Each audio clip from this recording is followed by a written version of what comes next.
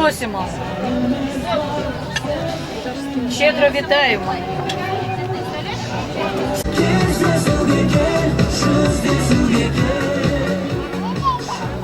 Ғазин Сайлау Хайыржанұлы, Абдрашев Сатыбай Дулатұлы басшылығымен алаңға халыққа әлеуметтік көмек көрсету, білім, ауыл шаруашылық,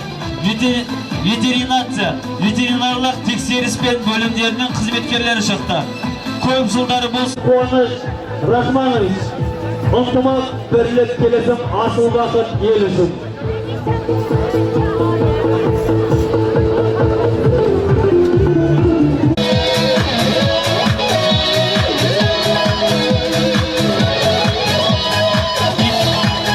Лариса Анатольевна.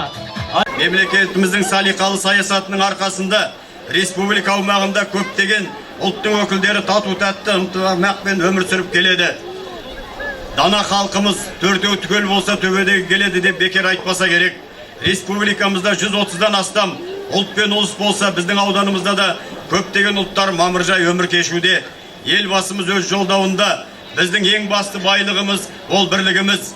Мен ауызбіршілікпен айнымайтын ақ жүрек жұртымның қуатты ұлтқа, шуақты ұлысқа айналатынына кәміл сенемін деген болатын. Баймурович приболел, поэтому я вручаю эту медаль председателю Совета ветеранов Төлеген Ажыбаевичу. Вы вручите Аксакалу 3 наших земляка награждены этими наградами, поэтому всех поздравляю. Құтты болсын.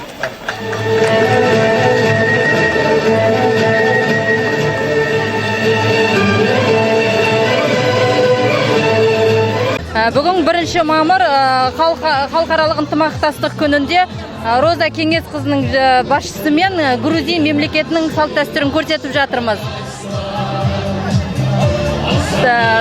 Грузин барлық бірлік күнінде барлық Ерейментау халқының және барлық халықтарды бірлік ынтымақтастық күнімен құттықтаймын. Болды, жақсы. Ашырағыз тәмле болсын.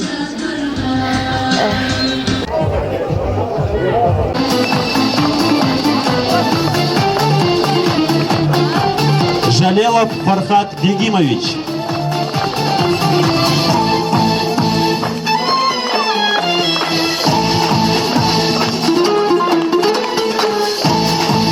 Қошемет білдіріп отырайық жерлестеріміздің құрметіне. Поприветствуем бурными аплодисментами. Құрметті ардагерлер, бүгінгі мынау әскер қатарына бара жатқан жастарымызды тағы да бір құттықтайық. Қасиетті Ерейментау жері тәуелсіздігімізге өзінің орнын ойып алған үлкен қасиетті жерлердің бірі. Кешегі қарт Бөгенбай бабамыз, батыр бабамыз, кешегі Жантай бабамыз, батыр Мәмбеттің 5 қасқасы шыққан жер. Сондықтан бұл балаларға сол ата бабамыздың аруағы жар болсын. Ерейментаудың туын биік көтеріп, Қазақстанның туын биік көтеріп, ертең 1 жылдан кейін ортамызға аман сау оралатын болсын. Сондай тілек тілейміз. Бақытты болсын жастарымыз.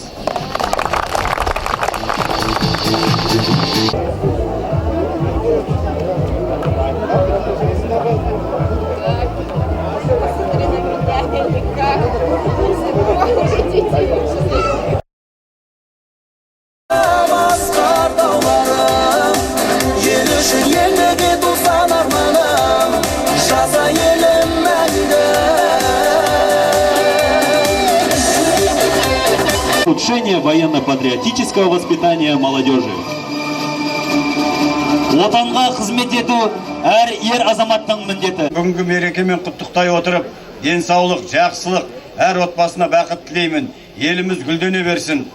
Уважаемые ерейментауцы, 7 мая наша страна отмечает День защитников Отечества. Это праздник всех тех, кто служил и служит в рядах армии, кто беззаветно предан своей родине, кто защищает безопасность государства, общества и каждого гражданина. Біз Қазақстан жастары осы мерейлі дүбірлі тойда, той қарсаңында анамыздың ақ сүтімен әкелеріміздің маңдай терін ақтау үшін әскер қатарына барғалы жатырмыз. Мен әскери борышымды адал өтеуге ант етемін. В запасе у него останется полдня, и солдат по городу понесет для солдата главное вы его далекая, любимая. Тербетеді даланың жеңіс күнін, нұрландырған сананың бейбіт елдің бақытына шомылған жеңіс әнге айналып барады. Жеңіс әнге айналып барады. Мынау бара жатқан балалар ақ барып, армияға бара жатқан балалар ақ барып, ақ келсін. Үйіндегі күтіп отырған әке шешелері, туған тұстарына бір жылдан кейін оралуға мен тілектеспін.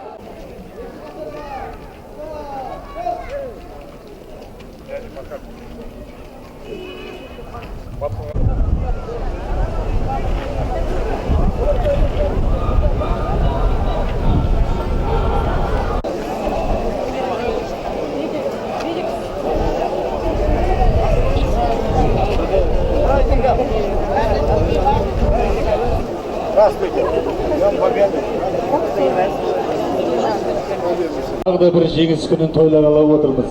Мерекелеріңіз құтты болсын. Добрый день, уважаемые земляки. От всей души поздравляем вас. Поколению выпало жесточайшее испытание, они это с честью выполнили. Счастья, мира и благополучия. Сондықтан да ардагерлерге лайықты құрмет көрсету, қамқорлық жасау, ерлігін есте ұстау біздің де келер ұрпақтың да басты парызы, қасиетті борышы деп білеміз. Осына ұлы жеңіс күні баршаңызға зор денсаулық, отбасыларыңызға бақ пен береке тілеймін. Еліміз аман, жұртымыз тыныш, аспанымыз ашық болсын ағайын. Сегодня, спустя 70 лет после окончания войны, мы еще острее осознаем, что победа досталась нам благодаря силе духа и любви к Родине, проявленной нашими отцами. Мы осознаем также, что без победы и жертвенности наших отцов и дедов не состоялась бы независимость нашего Казахстана. День 9 мая для нас это не просто знаменательная дата или страница истории. Это символ нашей гордости и памяти.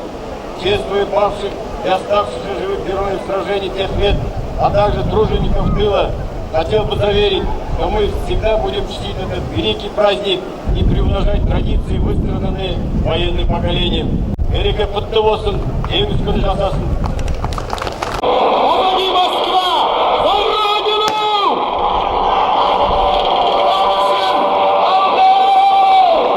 Мерзлая Москва, их было только 28, а позади была Москва.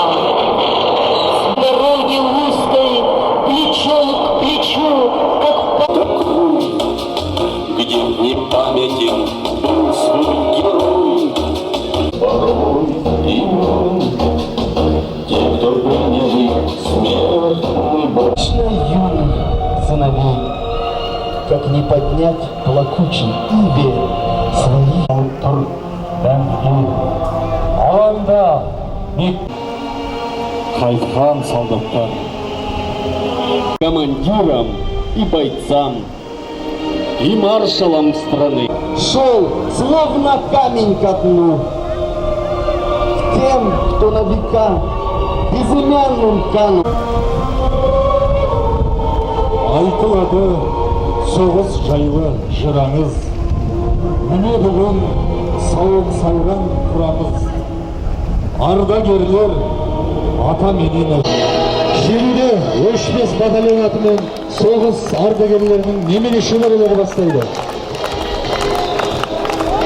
На площадь вступают воины-интернационалисты.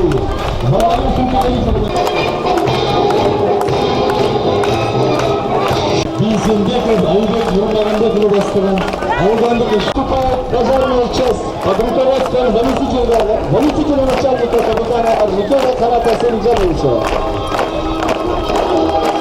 На площадь вступает стрелковая команда военизированной охраны.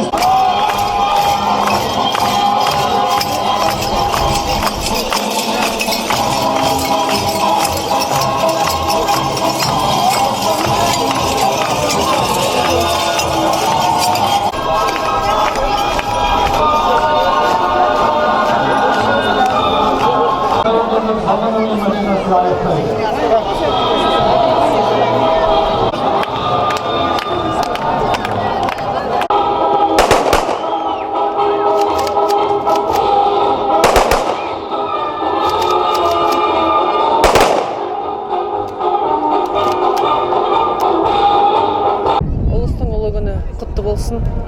70 жылдығымыз расында бұл жер бетіндегі ең басты мереке осы деп ойлаймын. Ең әдемі, ең маңызды. Расында аталарымыз болмаса, біз осындай күнге жетер медік, осындай бейбітшілік алар медік. Сондықтан осы бүгінгі күніміз құтты болсын. Менің де атам соғысқа қатысқан.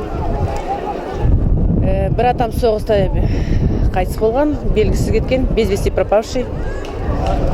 Ал қазір міне ұрпақтарын өсіріп жатырмыз. Осылар ашық аспанның астында өмір сүрсін, ешқандай енді соғыс болмасын. День Победы, желаю здоровья. Дай Бог никто, чтобы и мир над головой, мир. И дай Бог Назарбаю большое спасибо, он нас не забывает. Взяли город Брест, город весь прошли, и последние улицы название прочли. А название такое право слово боевое. Людская улица по городу идет. Свой взяли город, любли город весь прошли, и последние улицы название прочли. А название такое право слово боевое. Царская улица по городу идет. Значит, нам туда дорога, значит, нам туда дорога. Царская улица на запад нас ведет. Это наша сила, это всем понятно. Поэтому я еще раз желаю вам мира и благополучия, крепкого здоровья, семейного счастья.